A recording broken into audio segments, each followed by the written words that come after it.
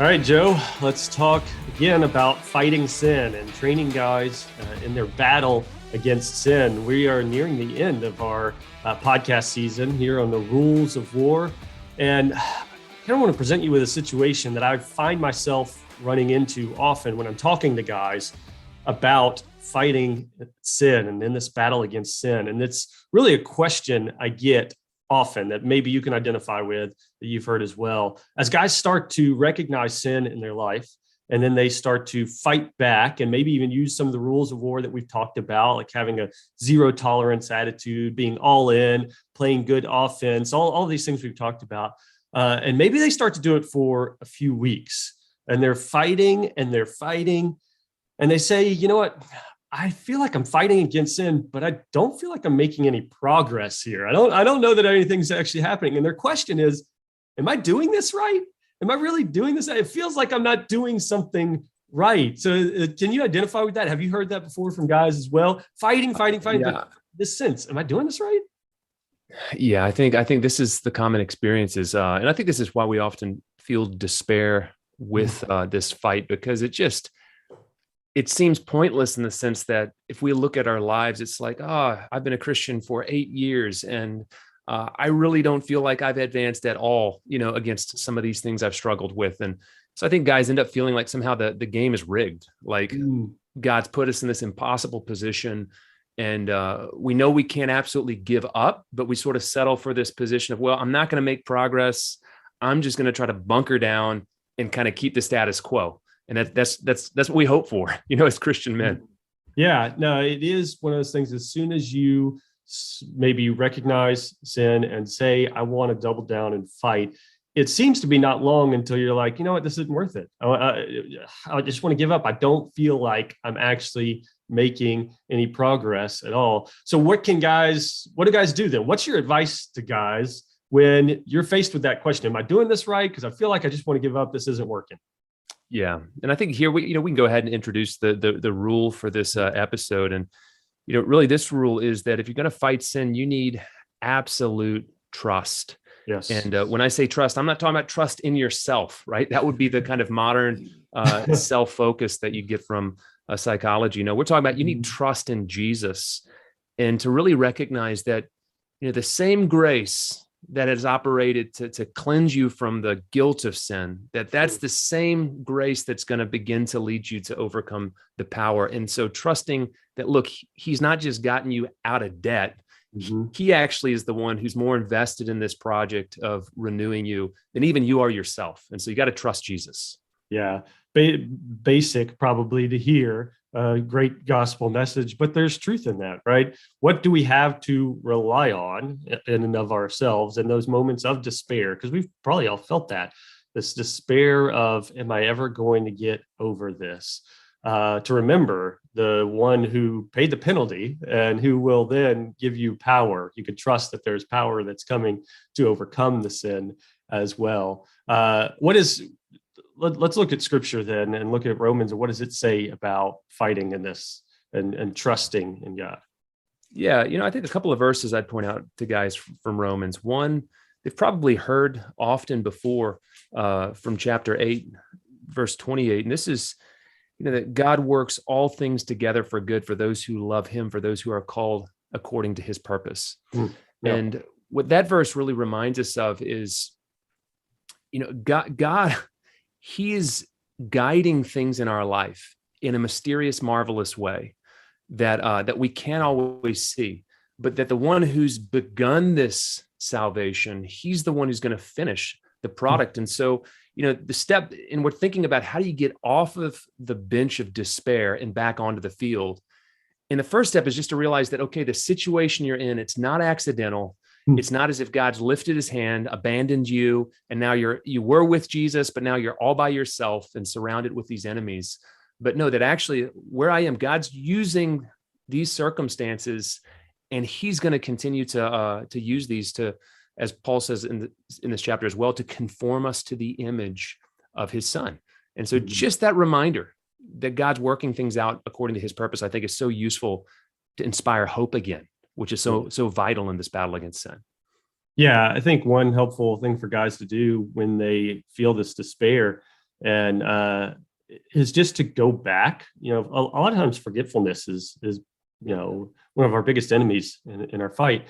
And I'd say, man, revisit a win. Go back and revisit a win. At some point, when you feel like, man, this battle against sin isn't working, go back and say, wait, there was at one point a victory, right? We can all point back, even if it was small, that we can see God was working for our good there. So go back and revisit that win where you can identify that, and then swim in it, man. Soak in that one time of, even if it was small, and then taking those small steps forward out of that and continuing in that. Yeah, and that's part of you're talking about that same God that supplied that first win. I mean, when you look at Romans 8, one of the great questions Paul asks is what can separate us from the love of Christ? And the idea is that there's nothing that can, and that includes the sin that we're facing. And I think one of the things, this is a thought, we need to have this thought, but I'm going to be honest and tell guys it's a dangerous thought. So you got to think about this thought the right way.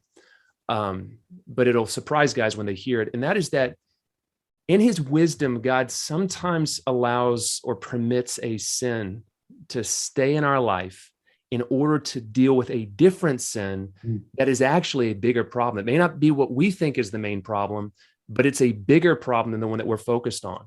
And to make that more concrete, an example would be, you think of something, the guy who really struggles with lust and keeps succumbing to that kind of temptation, or the guy that really struggles with, maybe just binge eating, and he puts on weight and, can't really exercise self-control. If you think about it, if there's a benefit to these, and we've got to be so careful with how we talk about this, but these sins keep us humble.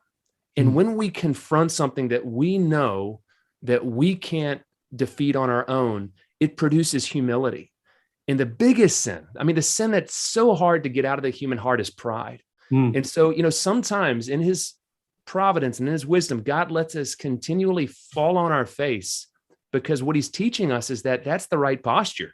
That until we're on our face and we're humble before him, we can't deal with any of the other sins.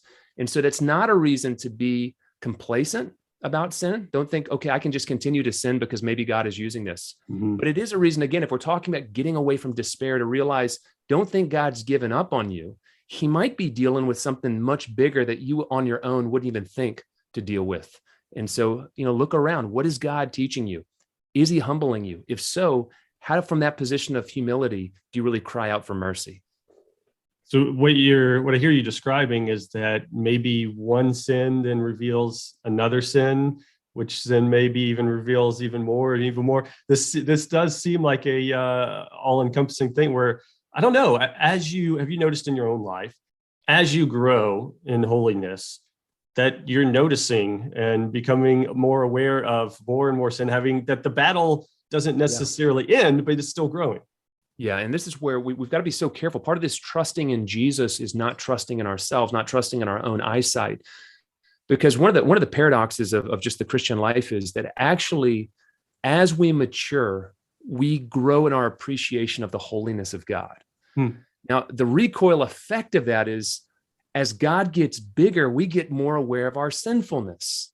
And so things that at one phase of our Christian journey wouldn't have bothered us, as you get closer to God, you care more. So you feel like all of the time you're a worse person, when actually the effect is, no, God is just slowly revealing more of the sin that's already in our heart that we just weren't aware of. And so again, to make that more practical, you think of a man who he becomes a Christian.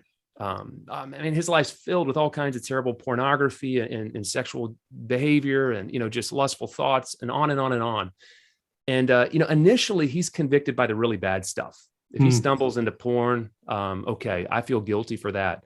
Or if I do something on the weekend I shouldn't do, okay, I feel guilty about that. But take that same guy, if he keeps following Jesus, 5-6 years down the road, he's going to be dealing with lust in a way he never would have even thought to beforehand. And so he's going to reach a phase where he doesn't have to stumble into the terrible website. When he just objectifies the woman in front of him, he's all of a sudden sensitive and may even feel more guilt about that act than he would have doing something on a Saturday night, in an earlier phase of his walk with Jesus. And so we just have to be aware. Don't trust your own eyes. As you get closer to God, you'll be more aware of sin. You'll be aware of sin that you never would have even thought of as sin before. And that's part of why we feel like we're not making progress, because we're just growing in a sense of appreciation of who God is and who he's calling us to be. Yeah. I think that for guys to realize that a big win in their life and their battle against sin is noticing sin. Yeah, if you absolutely. begin to notice sin, that is such a huge win. And don't overlook that. Don't put that down. Like if you are to the point where you're starting to recognize sin in your own life in a way that you never did before, you're winning. Like that's a sign of winning in some of this battle, because recognition is part of that first step. Because you can look back at times in your life when you didn't even recognize yourself going through that, and it wasn't even a big deal to you. So just to be able to find those small wins for guys to say, hey, wow, this is a big deal to me, and it didn't used to be. That's a win, even in moments of the battle's not over. I recognize it's sin and it's still a deal, but I've at least seen something I never saw before. Yeah. And I think guys, we need to appreciate how counterintuitive the whole process of spiritual growth is. It is not something, it's not like some sort of life management thing where you slowly just get mastery. And as you figure out the system, you become this kind of, Jedi of productivity. And now you can manage your whole life and there's no inefficiencies. That's not the way it works. And I think one of my favorite, pictures of this comes from an old hymn by John Newton. I mean, guys have probably sung Amazing Grace. John Newton, he wrote that hymn as well. And, he's a guy, he was a slave trader. He did all kinds of horrific things before he was converted, and ended up being a pastor and writing hymns. And one of his hymns, it starts with this question. I'm just going to read this. It says, I asked the Lord that I might grow in faith and love and every grace, might more of his salvation know, and seek more earnestly his face. So there's this wonderful prayer. I want to grow, Jesus. Yeah. Yeah. And if you keep reading, what happens is as soon as he prays this, like all hell breaks loose in his life. He just talks, his hopes get dashed. All of these sins flare up. He says it's like the powers of hell just billowing over his life, and he's about to despair. And so then he comes back and he asks God another question. I'm going to read this. He says, Lord, why is this? I trembling cry. Will you pursue your worm to death? And here's what the Lord says. 'Tis in this way, the Lord replies, I answer prayers for grace and faith. These inward trials I employ from self and pride to set you free and break your schemes of earthly joy, that you may find your all in me. And, this answer that actually at the end of the day, what God is after is to break our pride and for us to find our joy in him.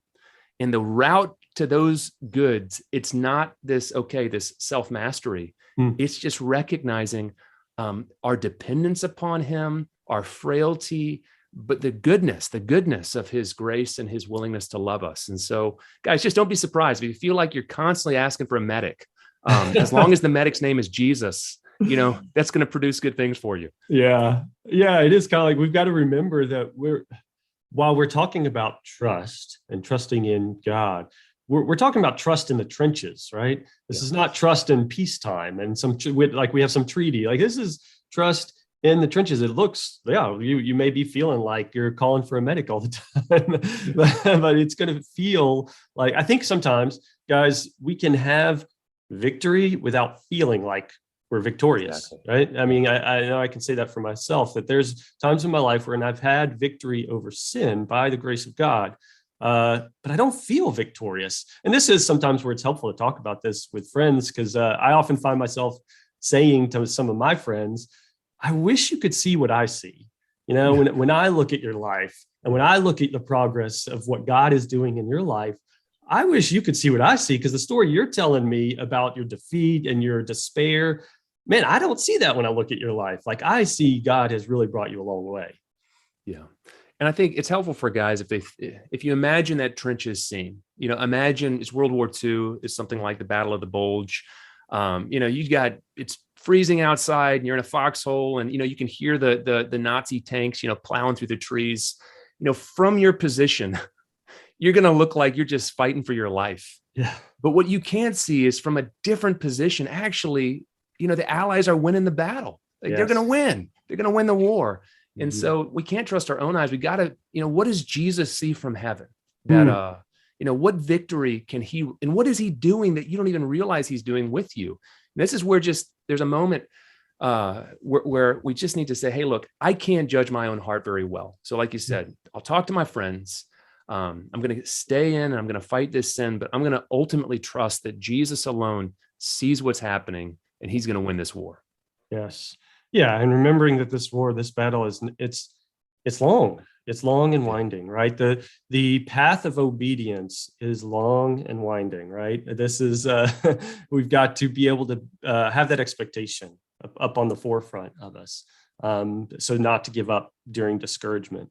And I want to kind of go there. I know. So every week we've been taking a sin and trying to look specifically at one sin and say, how do guys use one of these rules of war to fight the sin? But I want to change it up a little bit this week. As we've talked about despair, discouragement, guys just feeling like this long battle against sin, sometimes it's not worth it. Let's just go there and talk about discouragement. And I want to give you a few phrases that I've heard guys say in this battle and just have you respond to them and say, what do we do when we find ourselves saying this, or when one of our friends say this? So here's one I hear sometimes. Joe, I'm too far gone. I'm just too far gone in my battle against sin. Why even try? That's a great one. I think a lot of guys can identify with feeling like they've failed and there's no hope. Well, guys, here's what I would say. I'd have you think about two people from the New Testament. One, the demoniac. If you remember the demoniac, this is the guy filled with evil spirits, living like an animal in the caves among the graveyard. Everybody's scared to death of him. And let me just ask you, was he too far gone for Jesus? No, Jesus cast out the demons, put him in his right mind, and reintegrated him to society. And if you think you're further, beyond the point of the demoniac, I would say, think of Lazarus. Remember, Lazarus died. He was in the tomb. And was he too far for Jesus? And no, Jesus called him out of the tomb, and he took off his grave clothes and was restored. And so if Jesus is able to help the demoniac and a dead man named Lazarus, he's got grace for you as well. So none of us can say we're too far gone for the power of Jesus. Yeah, that's good. It can sound a bit insensitive, but I think if a guy says I'm too far gone, my response would be, you'd be amazed at how much further you can go, actually. So you're not too far gone. Yeah. And you can go further. So stop now. Now's the time. It's never too late. Now's the time. All right, here's another one. Joe, I've tried gospel remedies, but none of them work. I've tried all these gospel remedies. I don't see any of them working.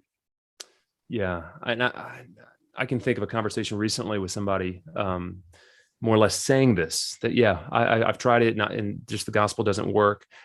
I'll be honest. I'm going to be really honest with guys and say, usually when men use this excuse, they're not being honest with themselves, with God, or with other people. So for example, you tend to get maybe a guy who's struggling. I mean, pornography would be a classic example. Yeah. Who said, I've confessed it. I'm reading my Bible regularly, but usually there's something obvious missing. So for example, they're still really trying to do it on their own. Like they don't really have spiritual friends that are surrounding them, and really that they're confessing regularly and leaning on to deal with that sin. They're not really meditating on the evil of that sin, the danger of that sin. They're being really foolish. Whereas Paul says, make no provision for the flesh. They're setting themselves up to where, they're sitting in front of, the internet late at night all by themselves. So if guys really are saying that I've tried it and it doesn't work, I'll be honest. I think you should think again. Are you really? Read through Romans 6 and all that Paul says about fighting sin. Are you really doing these things?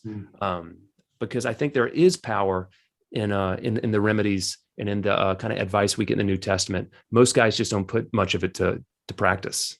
Yeah. Yeah. It reminds me, as you were saying that, it reminded me of, kind of that 10,000 hour rule, and how a lot of that has to do with the way you practice or the way you approach your craft. There's one way you can just do something, and there's another way where you can do it intentionally for growth. Like you're challenging yourself to grow in a different way. I think we can approach our spiritual growth lives in the same way. We can go through the motions of the gospel remedies, But there's another way in which we say, no, I'm going to do this. Genuinely, I want to grow. Genuinely, I want to face my sin.